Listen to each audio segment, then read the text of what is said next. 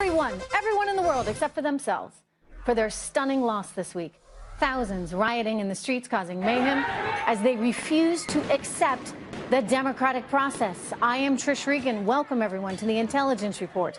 The Clinton campaign and its supporters just cannot admit they did anything wrong, blaming the FBI, blaming Donna Brazile, and of course the media for her stunning loss. Meanwhile, outgoing Senator Harry Reid adding fuel to the fire, issuing this statement. Let's take a look. The election of Donald Trump, he says, has emboldened the forces of hate and bigotry in America. If this is going to be a time of healing, we must first put the responsibility for healing where it belongs, at the feet of Donald Trump, a sexual predator who lost the popular vote and fueled his campaign with bigotry and hate. Harry Reid, you see, wants more protests. The people have spoken. Hillary Clinton has lost. And yet thousands, like Mr. Harry Reid, refuse to accept it. On the third night of protests, things came to a head in Portland, Oregon, where people sparked fires and smashed windows, chanting, "We reject the president-elect." Trump, at first, firing back on Twitter, saying professional protesters incited by the media are protesting, very unfair. But early today, he said, love the fact that the small groups of protesters last night have passion for our great country. We will all come together and be proud. Can you imagine if the right were actually out there, the ones protesting? Though, as one conservative commentator told me the other day, that would never happen because you see conservatives don't riot.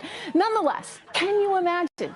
I mean, instead of feeding the discourse, the media would be condemning it. Joining me right now, Ohio State Senator Capri Cafaro and Jay Shabria, a former senior advisor to Ohio Governor John Kasich. Good to have you here.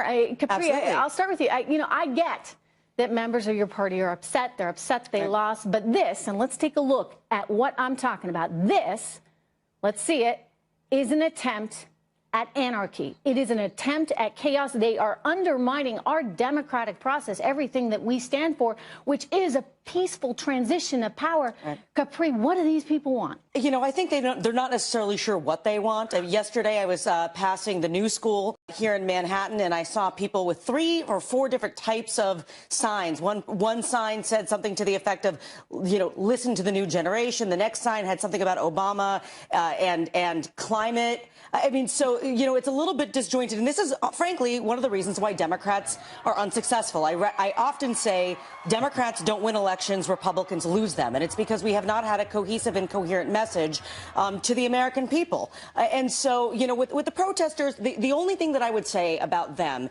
is that 2 things, I guess. One being that if they really want to affect change, this is not the most efficient way to do it. Correct. And 2, I will say that I understand the concern that some have, with the LGBT community potentially being, quote unquote, at risk. I know people have been attacked on the streets. I mean, Donald Trump actually has been way more progressive on that front than a lot of folks. I don't disagree. For years. But, some of his more fringe supporters, and I'm not saying that I don't say that people are part of the basket of deplorables. For goodness sake, my entire district voted for Donald Trump, but I know that there have been people that, have been attacked on the street and that sort of thing. There are people that, yes, but right now, I mean, the American people have spoken, including your state. That's right. Including Jay's state. You're all from the great state of Ohio. People have spoken, and this is part of who we are as Americans, as patriots. We have a democratic process, and at least you got to hand it to Hillary Clinton and President Obama for encouraging a peaceful transition. What the heck is Harry Reid doing out there trying to feed this kind of stuff, Jay? Well, Capri makes a lot of great points up there, as she always does. You know what's really funny about this is these protests, and look, I was one that did not support Donald Trump. I left my ballot blank, but I'm going to support my president-elect because we need to get behind him. Because, by the way, everybody's jumping on board now that he won, right? Sorry, I don't mean to tease you. Help me understand what the heck Harry Reid is trying to do by encouraging this behavior. And what I don't really understand about this is the violence. Everyone's allowed to protest, and that's okay. That's our American right. But this violence is actually counterproductive for the left because a lot of people that didn't support Donald Trump, Republicans, independents, people that respect the office of the presidency are now going to be drawn to him because he is the president-elect and they want him to succeed. So I think there's it really doesn't do what the left wants right here. The political hacks out there, they still don't want him to succeed because, they want to create this tension. And I think that's why you're seeing Harry Reid say what he says. Meanwhile, you got the media, and we've got more on that in a minute, and the media effectively helping to fuel this and basically putting their stamp of approval on all of this. So much so that there are many now in the business community that seem to think it's okay to be anti-Donald Trump, anti the President of the United States right now. In fact, one guy actually over at Grubhub, which if you don't know it, it's a site where you can, you can order your lunch online. So Grubhub CEO Matt Maloney came out and said effectively that, you know, if you work at Grubhub and you're a Donald Trump supporter, get out. You have no place at Grubhub, while demeaning, insulting, and ridiculing minorities, immigrants, and the physically, mentally disabled worked for Mr. Trump. I want to be clear that this behavior and these views have no place at Grubhub. If you do not agree with this statement, then please reply to this email with your resignation, because you have no place here. He sent this out right after the election. He has since walked it back and tried to say, look, let me clarify that, you know, I'm not telling people to resign if they voted for Trump, but you saw the first message he sent his employees there. And so it basically is helping to feed this sense of anarchy, this sense that you don't have to accept Donald Trump. Capri. You know, this is really disturbing. I mean, the fact that a place of employment would suggest that, you know, you can't work there because of your political views, regardless of what they are, you know, is a really disturbing fact. And, you know, again, I voted for Hillary Clinton, somewhat reluctantly, but I voted for Hillary Clinton. And at the end of the day, I know you were never a Hillary supporter, but you're a Democrat. Right. But at the end of the day, we all have to work together. We have to make sure that our nation is functioning, that our economy is thriving. And the only way we can do that is if we work together. You know, and let's not forget, we're all in this together in that we all want jobs. We all want economic prosperity. You guys are from Ohio. 2,000 people were laid off in Ohio right around the time of the election, Capri, there in your district. That's right. What do you tell those people who are saying, gosh, you know, I need to be able to take care of my family. I need a future. I'm heartbroken over it, to be quite honest. You know, I mean, those folks, and again, my home county, Trumbull County, which is where the General Motors Lordstown plant is, they lost 1,600 jobs. The remaining were up in Michigan.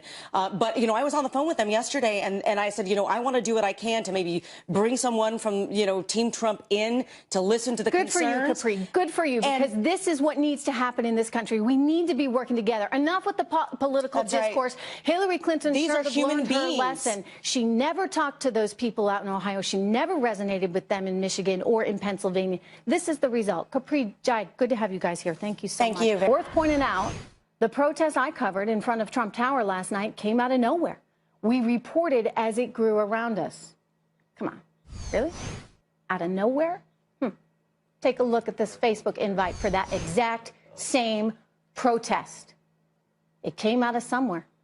So why does the media want you to believe something else entirely? Joining me right now, Dan Gaynor from the Media Research Center. Hi, Dan. Hey. All right, so CNN is telling us, you know, people just started gathering in the streets, that this came out of nowhere. What's the truth? Well, the truth is the left has been rioting, burning, vandalizing, attacking people for years. This is not new. Occupy Wall Street, 7,700 arrests for everything from violence to arson to, you know, creating chaos. And you've had Black Lives Matter, Ferguson, hands up, don't shoot. They've been doing this for years, and the media treat it like it's no thing. They downplay it. They don't want to talk about the bad. Then they try to portray Trump supporters as violent, even when they're the victims of attack. So double standard, yet again. Or it's the one standard. Everything the left does is great. Everything the right does is wrong. You know, I'm amazed at this whole process, how the media has just gone on this attack. And you know what, Dan? People see through it. People like the folks in Ohio, the ones that just lost their job that Capri Kapara was telling us about, they see through it. And, you know, for whatever reason, the media, they fuel this kind of anarchy while simultaneously leaving the rest of America completely out. Why do you think that is? Well, because they are just as angry as the protesters. This is a national and they're using their temper pens tantrum and their computers. You know, Right. This is a national temper tantrum. The digital way of doing it is to cover it, to write about it, to tweet about it. And that's what journalists are doing. They're promoting this with stuff by promoting the stories of not my president, the stories about, oh, well, Trump only won the Electoral College. He's the 5th president to win the Electoral College only. And that's still a little unclear whether he will be or not. You know what, Dan, I think also contributes to this, because I've spent a lot of time scratching my head saying, how is it that my colleagues, on the other side of town, are so out of touch with how people really feel and what's going on out there? And I think part of it is the loss of local media. I mean, you think about newspapers all over the country, and they used to have a morning edition, they had an afternoon edition, and employed a lot of people from the town. And people thus read news that was relevant to them. Now, all of a sudden, you've got an environment where that's all outsourced effectively to New York. And so reporters that are in the middle of Manhattan that have their own view are basically feeding that out as opposed to it coming from the ground up. You agree? Yeah, but even then, some of that's true. But even then, they were left-wing. And you look at what the media cherry-pick. There was a confrontation with a local reporter last night here during the protests in Baltimore. And it got ugly, and it was clear that the photographer started to feel like he was under threat. There were lots of cursing. The media decided they're going to make a big deal about that when it's right-wingers confronting CNN people. But when it's left-wing protesters, somehow they understand it. Oh, well, can you blame them, et cetera, et cetera. Yeah, a double standard indeed. Dan Gaynor, thank you so much. Donald Trump, everyone, has vowed to get rid of Obamacare. And now that he'll have a Republican Congress, he ought to be able to do it, right? So how's that going to work? And what other reforms can we expect? Repealing Obamacare right after this. Real change begins with immediately repealing and replacing the disaster known as Obamacare. We got some breaking news we're bringing to you right now out of Washington. Fox News has confirmed Christie is out as the head of the transition team for President-elect Donald Trump. Sources have confirmed reports that Vice President-elect Mike Pence is going to take over those duties from Governor Christie. This after 2 top Christie aides were convicted in the George Washington Bridge scandal, which happened recently, of course. Here we go. Take a listen. I want you to hear this. Donald Trump, just one day before his stunning, historic victory. Watch him. You know, my poll numbers are going through the roof. You know why? I really believe a big part of it is Obamacare, because we're going to repeal it and replace it. We'll be terminating Obamacare, and we'll be replacing it with so many different options. But you'll have great health care at a fraction of the cost. All right, and now a Republican Congress means he probably is in a good position right now to repeal Obamacare and put in something else. And that possibility has been pushing healthcare stocks higher. Gosh, I got to tell you, the whole market, as you know, has been moving higher. We are at historic highs on the Dow Jones Industrial Average. And even right now, if you take a look at the big board, we are up 9 points on the Dow. Here with more on the future of Obamacare is former New York Lieutenant Governor Betsy McCoy. Betsy. Nice to join you. Here it is, and it will be history. This is Obamacare? This is Obamacare. That's one heavy load you've been carrying. That's right. Around. But clearly the election was a referendum on Obamacare, and the people have spoken. And the fact is about 10 times as many people are being hurt by this law as being helped by it. But nevertheless, the president-elect has plans, and the Republican Congress has plans to replace Obamacare so that people who are being helped with this law will not be left in the lurch. So how soon can that happen? I mean, he's talked about, you heard him the day before he won the election saying, I'm gonna repeal it and I'm gonna put something better in. What's the timing like? Well, the good news is that the Republicans in the House and Senate, particularly the House, have been working on a replacement plan for a long time, and their plans are very similar to Donald Trump's plans. So they're ready to act. And there are some rules in Congress that may slow them down a bit, particularly in the Senate with the filibuster rule. I don't want to get in the weeds on that, but that may change very soon.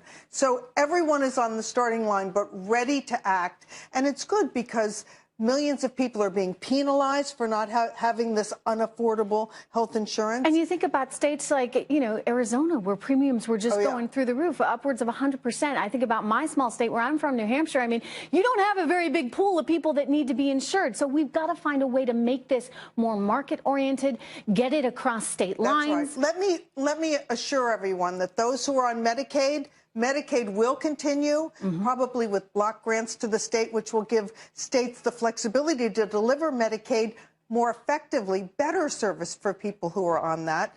And people with pre-existing conditions will also be protected under both the Republican House plan and Donald Trump's plan. So there is a plan. It's going to happen soon. People should take a deep breath. They will still have health care. Most importantly, for a cheaper cost. It's going to protect jobs, because that's the top priority of the Trump administration. More jobs, more take-home pay. And the employer mandate in this law was a job killer. Can you imagine having to read that as a small business employer? You got to hire all these lawyers and accountants to do it for you, and you just get bogged down in all this regulation. It was capping employers from hiring more full-time workers, and it was really pushing down hours for part-time workers. That has to stop. Betsy, let me share with you a Trump tweet from today. Here he is. He writes, "Busy day planned in New York. We'll soon be making some very important decisions on the people who will be running our government." We just got that news out that Mike Pence is now running that transition team. You are being considered for Secretary for Health and Human Services, I have heard. Would you take the opportunity? Of course, I would be thrilled to serve this president and my country in any capacity. I would be incredibly honored. And this would be a big priority for you. Obamacare, and also, the Trump administration is very committed to other health care issues as well. Speeding cures through the FDA, ensuring that people who are facing terminal illnesses have a shot at prolonging their own lives. Fixing health care for veterans. There's a lot to be done in the health care area. What's your reaction to this news that Mike Pence is going to be taking over as opposed to Chris Christie running the transition? Well, I've always very much liked Chris Christie, but let's face it, Mike Pence has the ear of Congress. He has very strong personal relationships with congressional leaders. That's important for getting through repeal and replace. Do you think Paul Ryan stays on? I have no reason not to believe that. I have no inside information on that. But I know that Mike Pence is going to do a terrific job in the transition because he can bring the Trump personnel and congressional leaders together to really work strongly. We need that. All right. Interesting times. Thank you so much, Betsy McCoy. All right, let's watch bank stocks for a minute here. You can see that they're rallying right across the board. This is in reaction. Look at that. Morgan Stanley, week to date, up 17%. Goldman Sachs, up 15%. They're loving the idea of Donald Trump in the White House. And it's because they're hoping there will be less regulation. Maybe we'll actually see interest rates move in our lifetimes. We've got the details on Trump's economic agenda and what it means for your jobs, what it means for this market, what it means for all of us. That's next. All right, breaking right now. We're getting more information into us right now from the Trump campaign. He's announcing a new phase of his presidential transition team. Vice President Mike Pence is going to be serving as chairman of this transition team as opposed to Chris Christie. So Mike Pence taking over that role, though Chris Christie will continue in a VP capacity. Peter Barnes is in D.C. He has the latest on this news. Hey, Peter. Yeah, that's right, Trish. Christie will stay on as a vice chair, and also joining him as vice chair in the transition team is former House Speaker Newt Gingrich, retired Lieutenant General Michael Flynn, New York City Mayor Rudy Giuliani, Senator Jeff Sessions will join the executive committee as vice chair, according to the press release just out. And he also named a number of other folks, including his sons, his head fundraiser, Steve Mnuchin, and some members of Congress, Marsha Blackburn and others, Chris Collins, his first supporter in Congress, to assist in the transition team. They're all joining, coming on board as well. Well, lots of developments, of course. By day, minute by minute, we're on it for everyone. I want to reassure you all of these developments, including, by the way, what he is planning in terms or therefore lack of for the financial companies. And I say lack of because there was concern that if Hillary Clinton had come into office, that she would have imposed a whole new series of regulations, courtesy of her friend Elizabeth Warren. Let's take a look at financial stocks right now. You can see, at least for the week, a number of them have been up significantly. I mean, check out Goldman and Morgan Stanley. They've been surging to levels, gosh, we haven't seen since pre-2008. Following Donald Trump's win. So clearly there is optimism on Wall Street, which you got to admit is a little bit ironic because, you know, Hillary Clinton was Wall Street's candidate. But they're hoping that all those restrictive regulations that have been hurting the banking industry, that have been hurting their ability to loan to everyday Americans will potentially disappear. Peter, what are you hearing in terms of this? Yeah, that's right. And repealing Dodd-Frank and replacing it as one of the top items on President-elect Trump's pro-business agenda. We've heard also today from the head of the House Financial Services Committee, Jeb Hensarling of Texas, whose name has been floated as a potential Treasury Secretary, also saying that he was on board with doing this because his committee and the House Republicans and the Senate had already passed this effort. So I think we have a soundbite from him. Listen. The legislation that I have had a chance to brief President-elect Trump on now months ago, and that is our legislation to effectively repeal and replace Dodd-Frank. So again, I hope I can help the President as chairman of the House Financial Services Committee. If they're interested in talking about something else, again, I will certainly answer the telephone. But, Trish, you also mentioned Senator Elizabeth Warren, a major critic of the big banks and a Trump critic, and she gave a speech yesterday in which she warned Trump and his Republican allies in Congress to back off from repealing Dodd. But it's not all glass half full for the financial institutions. Trish, just last month, Mr. Trump, in a speech, said that he criticized Bill Clinton's repeal of the Glass-Steagall Act from the Great Depression that forced the banks to break up, spin off their investment banking divisions. He said that he favors a 21st century Glass-Steagall. So got to wait and see how all that plays out as well. And I got to tell you, it's kind of smart. I mean, we have gotten to a stage right now, Peter, where you get these big, gigantic supermarket-type banks like Citibank, and they're effectively using your money and my money to take on risk on the other side of the balance sheet. I mean, why not just separate those out? We go back to how it was in the old days. The risk takers take the risk with their own money. Advisory is its own business, and you know what? The good old savings and loan, traditional, steady, has a place as well. That may be where we're heading, and I don't think that's necessarily a bad thing, given what we've been through. Peter Barnes, thank you so much. For more on how Wall Street is reacting to Trump's big victory, I'm joined right now by the King College economics professor Brian Brenberg and our very own Ashley Webster, live on the floor of the New York Stock Exchange. Ashley, I want to go to you first. Yeah. We're looking at a market that's basically trading flat, but it's just been skyrocketing since news of Trump's victory, well, at least since the market opened. What are traders telling you? Well, it's interesting, isn't it? Because all of the, I said this earlier, you have all those pollsters and pundits who blew it on election day and their forecasts, and you can say that about the financial analysts. These markets have not gone into free fall. We had some analysts predicting an 11 to 13% drop. Hasn't happened because Donald Trump is seen as having a pro-growth agenda. Yes, the financial stocks, to you and Peter's discussion, have done very well because of the belief that the shackles of regulation are going to be cut away, allowing banks to be more free. They've been awash in cheap money. They just haven't been lending it because they've been looking after their cash balances. They've been hoarding the money instead of lending it out to people to get the economy going. That's the belief. But as with everything else, the devil is in the details, and we don't have any of those yet. But certainly the market's looking forward, looking for growth. Hey, stay with me, Ashley. I'm here with Brian. And, you know, it seems to me that, you know, they all mean well. Elizabeth Warren, you know, I know for some folks it's pretty tough to take, but you know what, she means well, and that she wants to protect consumers. But what she doesn't realize is the law of unintended consequences.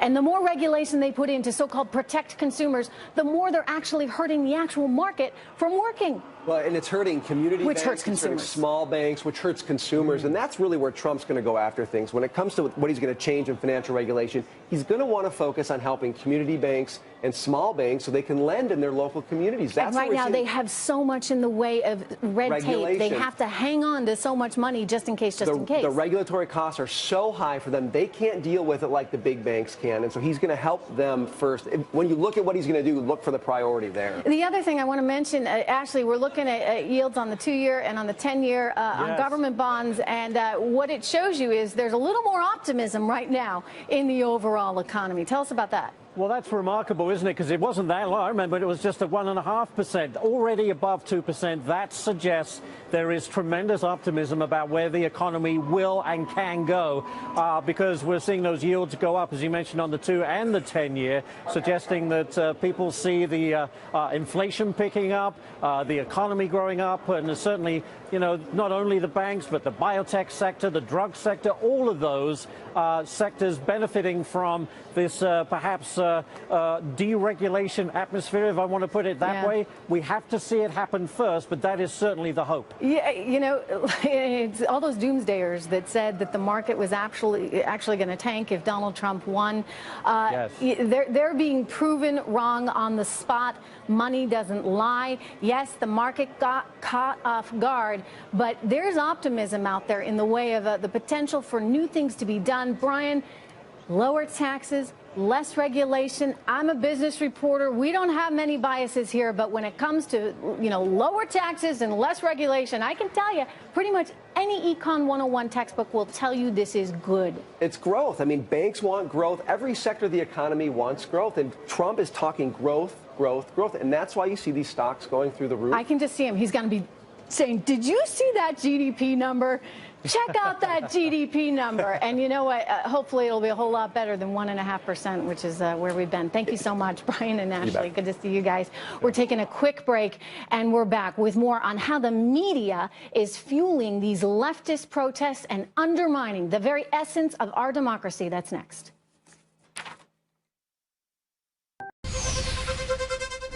I would build a great wall, and nobody builds walls better than me, believe me. And I'll build them very inexpensively. I will build a great, great wall on our southern border, and I will have Mexico pay for that wall. You remember that? You remember day one of the Donald Trump campaign back in June of 2015 when he spoke of building the wall? It became a key part of his rallies. But was it his hardline stance on immigration that fueled his rise to the White House? No, it wasn't. And here's the proof. Despite what the pundits try and say about this being racism, according to Fox News exit polls, more than half the country says the economy was the #1 issue. Only 13% said immigration. And when it came to the economy, overall, I mean, Trump got much higher marks than Hillary Clinton. The Wall Street Journal's Jerry Seid pointed out that Trump's victory came by blowing through all those states that had been considered Democratic firewalls, those Rust Belt states, places where actually she refused to campaign until the very end. And Jerry writes, it was breached in states where damage and job losses suffered in the manufacturing sector by foreign competition and trade pressures, as well as other factors. It is a more obvious voter concern, all of these things, than immigration. Joining me right now with their thoughts on all of it, Liz McDonald and University of Maryland economist Peter Morici.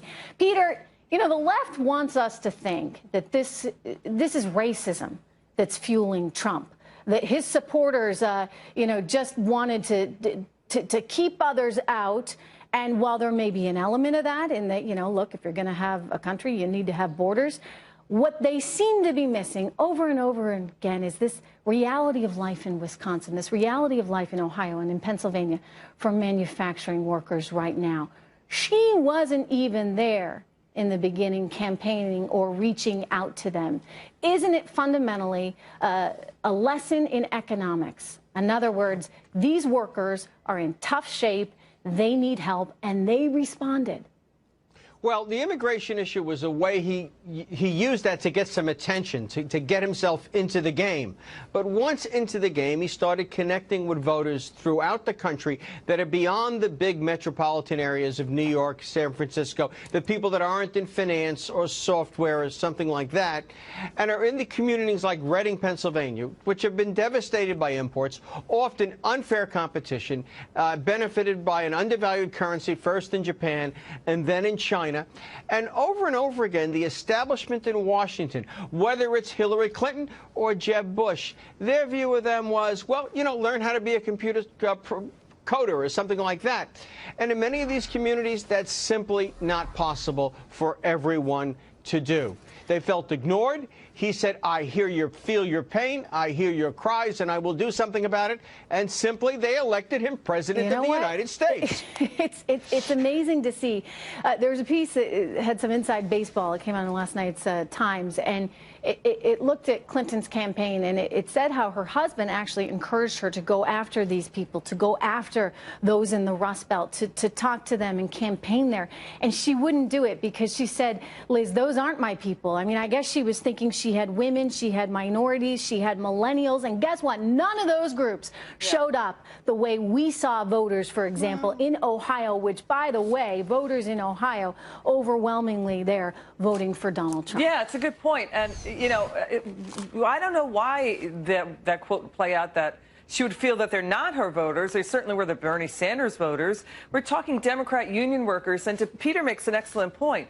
In places like Pennsylvania, union workers who Democrat, they're saying, you know, we don't have a job. We possibly could vote Democrat, but we can't because we don't have a job. And the point is that, you know, when you look at how they went down party lines, you wonder, with the Reagan Democrat did come out, there's going to be 3.5 million less manufacturing jobs.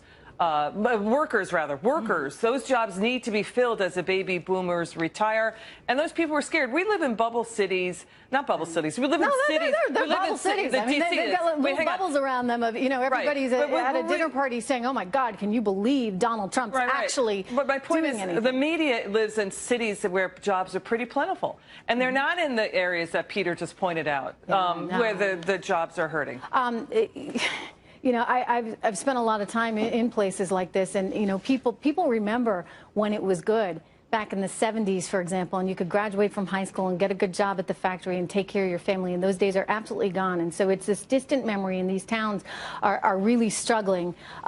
As we look forward here to, one, the future of hopefully a lot more economic growth, and two, I think it would also be a complete blow up, if you would, of the typical political lines, Peter. I just had Capri Cafaro, who's a Democratic lawmaker in Ohio, on this show saying she wants to work with Donald Trump because she feels like he, right now, is caring more about people in her district than maybe, you know, the Hillary Clintons and Elizabeth Warrens of the world are. Well, there are two imperatives that came out of this election. One is, remember, the Democrats did win the popular vote, and by a considerable margin, but they didn't connect with these blue-collar white folks that are beyond the big metropolitan areas. They need to connect with them. This used to be their base. Well, it used to be, but it's not anymore. All right, I got to leave it there. That's a good, at the same time, real quick, I get 10 seconds. At the same time, Republicans have to recognize that group is shrinking demographically, and they're going to have to start to connect with people in big cities that have another agenda. It's changing everything, and it's amazing. We're witnessing it right here in real time. Liz and Peter, thank you so much. All right, everyone, let's check out these markets here. You can see trading pretty much at the flat line, but it looks like the Dow is on path to close, again, if it can just manage to pop back into the green, in record territory. Tech stocks, they're doing a little better today overall when you look at the NASDAQ Composite Index, but a lot of them, you check out Google, Facebook, Amazon, they're lower right now. And this is about basically a little bit of unease with the pretty critical of some of these titans like Amazon and others. And I got to tell you, they have been extraordinarily critical of him. Investors are concerned about the impact the president-elect's policies might have on those profits and perhaps his distaste for some of the folks running those companies. We're also watching JCPenney, which is way up right now, cutting its sales outlook for the year. However, we're going to have much more on Intel next. Ooh, you know, all this hand-wringing, all this concern, all these protests that you've been seeing in the streets. Take a look. You can hear them there, vandalizing cars. This is in Portland, Oregon last night. You know, I keep telling people it's going to be okay. In fact, it's going to be a whole lot more than okay, because finally we have a chance at actually seeing someone who understands business, who understands our economy, go in there and shake up Washington in a way that could make us all more prosperous than ever. We need to give our president-elect a chance. It's our duty as Americans to honor the democratic process. Part of the reason for all this worry and all these protests you're looking at in the street is a direct result of the hysteria of the media. When you have headlines like this, an American tragedy in the New Yorker, or this New York Times opinion piece painting the Trump victory as a major loss for the country, I'll tell you, it aids and abets the left in a way that's unhealthy, in a way that undermines our democratic process. So for all those worried about Trump right now, I say, don't be. Take a break from the mainstream media, because for the first time in recent history, we have an opportunity to reshape our economy in meaningful, lasting ways. And